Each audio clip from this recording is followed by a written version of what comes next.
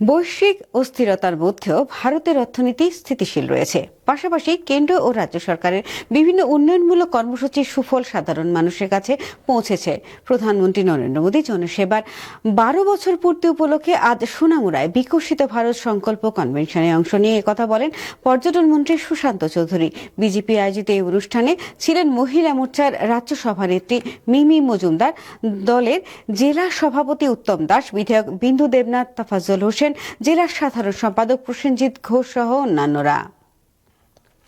ভারতবর্ষের মানুষ বুঝতে পেরেছে যে মোদি হ্যাঁ তো মুমকিন হ্যাঁ, আর মোদি ছাড়া আমাদের গতি নেই। যদি মোদি না থাকে তবে অপারেশন সিন্দুর হবে না।